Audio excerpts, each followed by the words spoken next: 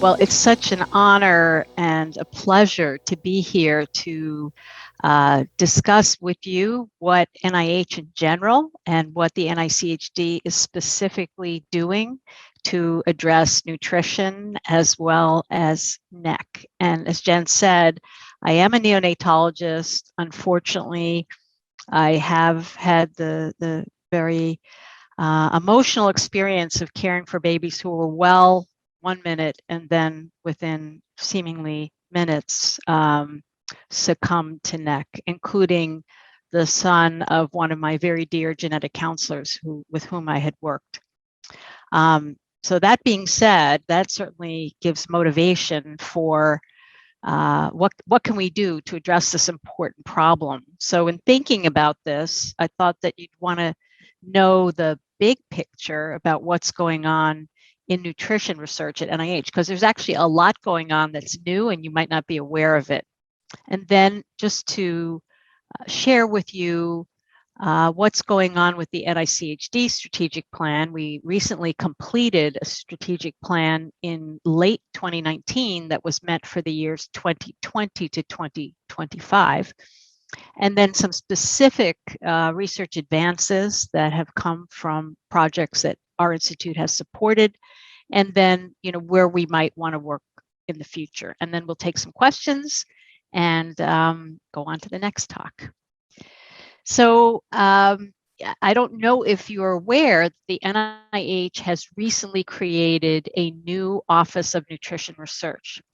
This is positioned in Dr. Collins's Office of the Director, and this is providing much more emphasis and a higher profile for the role of nutrition in overall health. So this particular office will coordinate implementation of the strategic plan for nutrition research across NIH and will coordinate research projects. So increasingly, we are doing these NIH-wide projects where we leverage the expertise from multiple different institutes, and it also gives us an opportunity to make sure that NICHD's populations, such as children, pregnant women, and people with physical and intellectual disabilities, are included in these major projects.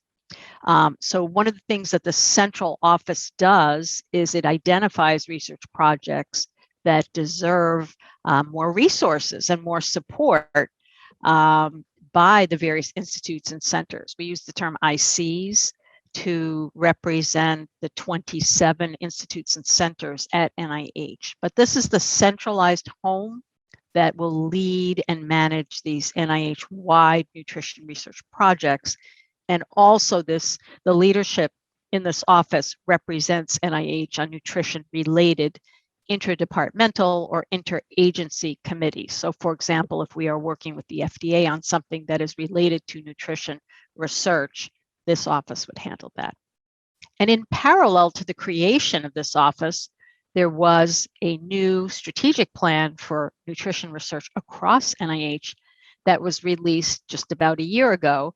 And many of you may have had some input. There was an extensive request for comments. I was very pleased that many of our recommendations were incorporated into the overall plan.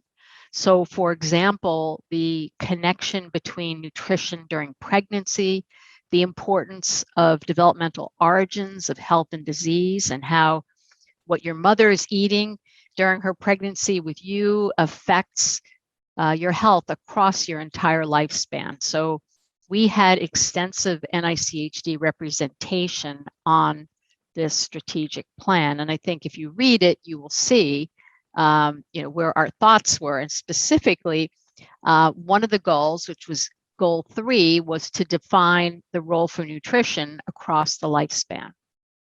And so these different objectives really reflect our concerns and how important we felt that periconceptional as well as prenatal nutrition, how important this was in the overall lifetime of health and risk factors for diseases such as diabetes and cardiovascular disease. Objective 3.2 was to enhance the knowledge of human milk composition and the translational roles of its components. And you'll see that that's a big emphasis in our strategic plan as well. And then the third objective was to assess the influence of diet and nutritional status on infant developmental and health outcomes. And then lastly, to develop predictive epigenetic tools. And I'm mentioning nutrition up front because clearly once you are eating, you are at increased risk for NEC. In addition, in the strategic plan, the concept was put forward that the All of Us research program, which aims to enroll 1 million individuals, largely from underrepresented groups, that nutrition would be included in this. In other words, the hypothesis was that by examining differences observed in relation to different diets and knowing the person's underlying genome, for example, you could study the interactions between diet, genes, proteins, the microbiome, metabolism, and other individual contextual factors. And ultimately, the intent is to use artificial intelligence to truly create a precision health personalized diet to predict a person's individual responses to foods and dietary patterns and to recommend a specific diet for a person's underlying genome, and then ultimately to create algorithms. So it's very interesting that they're thinking about this. I have to give the caveat that as of today, many years into the All of Us program, they've still not enrolled one child, and they keep telling us that they will, and we keep hoping. But this is probably more for adults. So that brings us to NICHD, the National Institute of Child Health and Human Development. And back in 2018, we started a strategic planning process that lasted over a year. We had not had a strategic plan for our institute in 20 years. And we are a $1.6 billion with a B dollar enterprise. Can you imagine spending that kind of money with no strategic plan? As part of our new strategic plan, we also created a new mission statement to try to communicate what it is that we do, because our name is somewhat misleading. So the NICHD leads research and training to understand human development, improve reproductive health, enhance the lives of children and adolescents, and optimize abilities for all. And that last part of the sentence refers to the fact that we are the home of the National Center for Medical Rehabilitation Research, which involves children as well as adults. So it's a complicated mission to communicate. But as part of the strategic plan, we started out with 270 research themes and distilled it down to 5. And NEC research really comes under themes 3 and 4 and possibly 1 in terms of understanding how the digestive system develops, for example. But the theme 3, setting the foundation for healthy pregnancies and lifelong wellness, again, refers to the fact that what your mother was eating during her pregnancy with you profoundly affects your lifelong health. And then theme 4 obviously looks at children from being born through adolescence and the transition to adulthood. And if there are potential therapeutics that are developed to address NEC, they would be developed and tested under theme 5, which refers to advancing safe and effective therapeutics and devices. Now, I like to show this slide because we finalized these cross-cutting themes in September of 2019. We were already very concerned about health disparities. We were concerned about infectious diseases and how they affect pregnancy and children and people with disabilities. This was pre-COVID. And nutrition was also something very much on our minds, and how nutrition affects lifelong health. Also, we had 10 aspirational goals at the back of the strategic plan, and one of them was to synthesize and personalize human milk, recognizing that not all women can produce enough milk for their infants. And again, getting back to this theme of personalized medicine, if you could synthesize human milk and capture all of its beneficial components and properties and individualize it to the characteristics of the infant's mother, that perhaps that would be better than formula, for example. So that was one of our goals, really, and very much in line with the overall NIH strategic goals, recognizing the importance of early nutrition on infant health. So what have we been supporting in terms of research in necrotizing enterocolitis?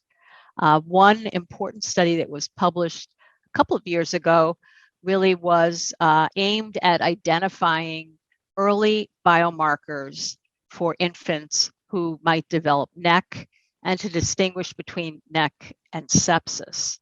And what these investigators showed was that intestinal alkaline phosphatase, or IAP, is active early in the disease process, and it could be detected in the infant's stool, and there was low enzyme activity, and those findings were associated with a diagnosis of NEC.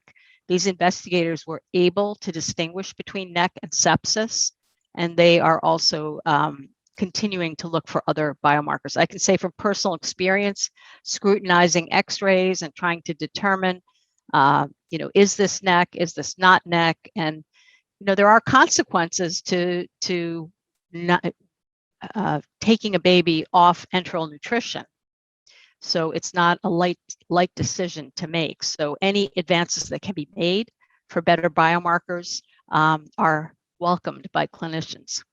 And in addition, another study that was published in JAMA Pediatrics that was funded by NICHD showed that there were significant racial and ethnic disparities in overall serious complications for very preterm infants. These investigators looked at racial and ethnic disparities in 4 specific severe morbidities that are seen in very preterm infants, including NEC, intraventricular hemorrhage, bronchopulmonary dysplasia, and retinopathy of prematurity. And they found that Black and Latinx very preterm infants had an increased risk of developing serious conditions after birth. Specifically, Black infants had 2 to 4 times the risk for all 4 conditions. Now, NICHD also, for a long time, since 1986, has supported 15 centers as part of the NICHD Neonatal Research Network. Cincinnati Children's, who's hosting this conference, is a member of this network. And this network is really very focused on clinical trials and is aiming to improve safety and efficacy of treatment and management strategies for all newborn infants. The clinical trials address a range of issues, including necrotizing enterocolitis, but also other issues. They mainly perform randomized clinical trials and observational studies, and they have contributed to changing clinical practice and management, and they have also developed new tools to measure infant outcomes. There's been a lot of discussion, I'm just going to go back for 1 minute, about how to broaden the network for the future. We especially recognize with COVID the advantages of having networks in place to be able to have the infrastructure available as there is a change, some sort of public health emergency. And so less so for the newborn network, but certainly for our maternal fetal medicine units network, we were able to pivot support to be able to ask questions about how pregnant women are being affected by mild, moderate, and severe COVID disease during the past year. So one of the things we're discussing now is what we're calling the version 2 of the NRN, and how do we support an infrastructure, but also make it more available for investigators all over the country. In terms of NEC studies that have been specifically performed by the Neonatal Research Network, one study examined donor milk versus formula in extremely low birth weight infants. They compared pasteurized donor human milk to preterm infant formula as the preferred in-hospital infant diet. And they are looking at neurodevelopmental outcomes at approximately 2 years of age.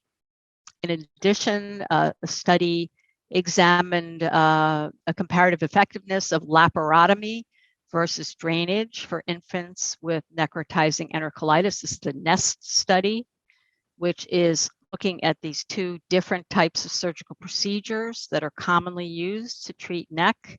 And the primary outcome is impairment-free survival at also almost 2 years of age. Both of the studies have closed their recruitment. They are currently conducting their data analyses, and we look forward to getting the results of those two important studies, one more geared towards prevention of NEC and the other geared towards the surgical treatment of NEC. So I'm going to leave some time for questions in the chat box, but I'd like to leave you with our new vision statement. So if everything that we do comes to pass, the ultimate goal for us is healthy pregnancies, healthy children, and healthy and optimal lives. So I'd like to thank you for your attention, and I can see if there are questions. Thank you, Dr. Bianchi. I've got a few questions lined up for you right now. So hi, everybody. I'm Jay, also a neonatologist here at Cincinnati and the moderator for, one of the moderators for the session. So Dr. Bianchi, on the NRN area that you just mentioned, one of the challenges as a NEC researcher is that the more we focus on a disease that's rare, we get better at treating it, it gets smaller and smaller and therefore harder to study. So I wonder if you could give some perspective, is some of the design of NRN 2.0 or other study design, sort of designs that are out there are going to be more favorable for these rare conditions like NEC? Yeah, I don't think that we've quite gotten to that kind of granularity yet. Our discussion has been more along the lines of, what do we need to have these centers of excellence, but also to be able to bring in special populations. So for example, Alaska Natives have not been included in a lot of studies, and yet there are tremendous needs in different parts of the country. So how do we create a network where we can mix and match and have protocols that are subject to external peer review, and particularly topics that we're interested in addressing, and bring those in? But I think, I have to say from my own experience with my research, non-invasive prenatal testing, which has significantly reduced amniocentesis, for example, by 70%, there's a big concern that people don't know how to perform amniocentesis anymore.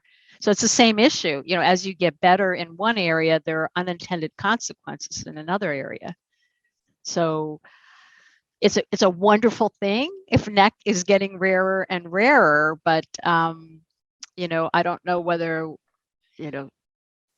treatment can be taught with animal models, or specific strategies can be developed so that the older generation teaches the next generation, for example.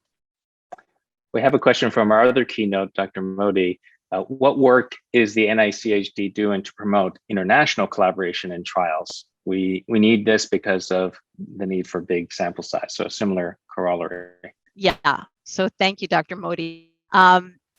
So we do have a separate network. So the NRN is domestic in the United States, but we do have a global health research network that partners US teams with teams in 7 different countries, 8 sites, there are 2 in India, in 7 countries, and they are also addressing specific questions. To my knowledge, they're not addressing NEC per se, but they are addressing, for example, we're doing a big study of azithromycin in labor, oral azithromycin in low and middle income countries to prevent sepsis, infant sepsis at birth. So we do, most of those trials are being done in our global health research network. One other question relates to the role of patient families in the design and conduct of clinical trials supported by and led by the NICHD. Since this is such an important integration where we have in the NEC society, the parents and stakeholders and clinicians and scientists all coming together. Yeah, I think that's a great question. And personally, I am very committed to that. I mean, we tend to use the phrase, no research about me without me. And obviously a premature baby is not going to be speaking that, but certainly the families are the proxy for the infant. And we, in principle, want to include stakeholders in everything we do. And as an example, in every advisory council, we always include the voice of the participant so that we remember how families or individuals are affected by these conditions. And in many cases, we're also hearing about what their participation in a research project meant to them. But we, for example, in our Include project, which is investigating co-occurring conditions in Down syndrome, we are including the Down syndrome community in the design of some of the studies. So in principle, I'm fully supportive of this, and I think that social media and virtual communication makes it a lot easier nowadays to include families' perspectives. Excellent. An opinion from you about a connection between fortifiers added to breast milk and NEC. What's your thought on that? Yeah, so I've been out of the NICU now for probably 8 or 9 years, so I probably am not the best person to answer that question, quite honestly.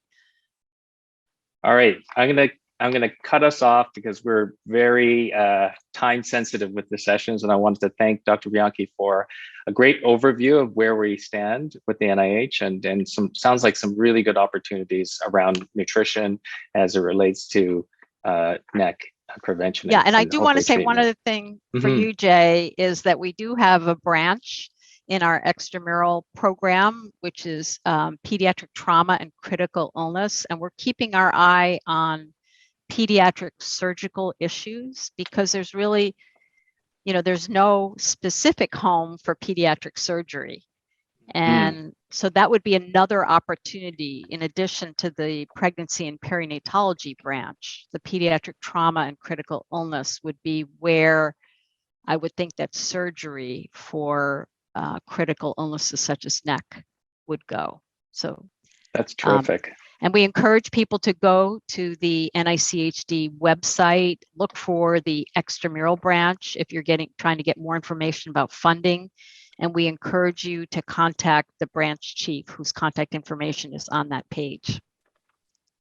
Excellent. Thank you for being our start-off keynote speaker. That was excellent. My pleasure. All right. Thank you.